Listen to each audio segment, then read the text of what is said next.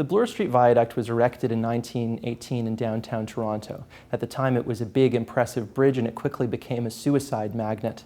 A few years ago, a suicide barrier was created there, and our research looked at suicide rates before the barrier and after the barrier to see whether there had been any change.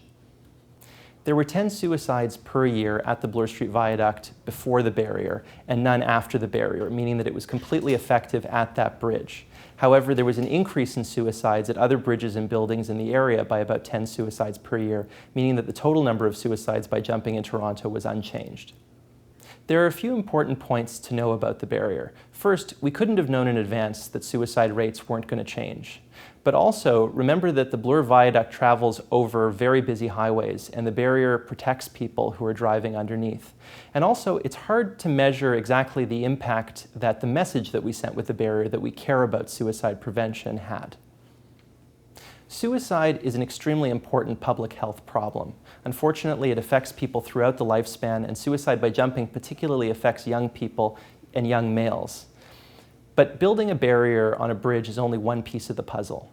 What we need to do is have a much larger program which encourages access for people to mental health services, psychiatrists, family doctors, programs to destigmatize mental illness, and a message of hope to people thinking about suicide.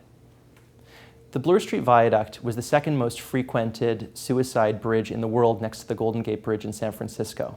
And what makes this study unique is that it's the first study to show that not only were suicides completely prevented at that bridge, but that there was an increase in suicides at other bridges in the area.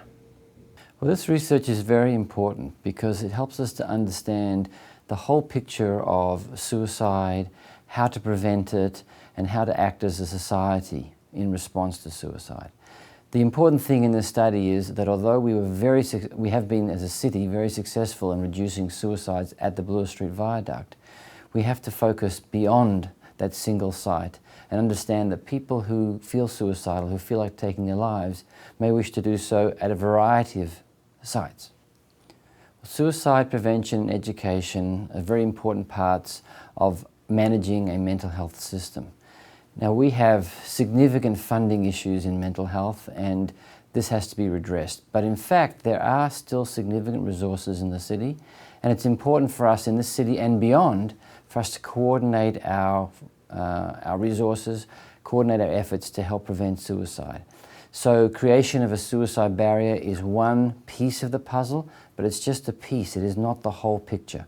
And what we've seen at the Bloor Street Viaduct is, yes, we've been very successful at saving lives at the Bloor Street Viaduct, but unless we take a comprehensive approach to suicide prevention, we're just making one small investment, and it's insufficient. There are two important issues about people who choose to take their life by, or in the past chose to take their life by jumping at the Bloor Street Viaduct. The first is the incredible suffering that they may have been experiencing and the pain that they went through and their families have gone through. And the second issue is all the difficulties that arise when someone jumps onto a major highway, which is below the Bloor Street Viaduct. And this has an impact on the people who are driving by, who may unfortunately become involved in the whole event. And this can be very traumatic. So there are many more costs than just to the individual, and so putting up the Bloor Street Viaduct suicide barrier has been successful at a local level. It's very important if people are thinking about taking their own life or feeling that life is not worth living, the most important thing to know is that there is hope. There are many people throughout this city and across North America and throughout the world that are trained professionals that can help. They can help through talking, counseling, medications if necessary. About 80% of people who are contemplating suicide have either depression, anxiety, or some form of drug addiction.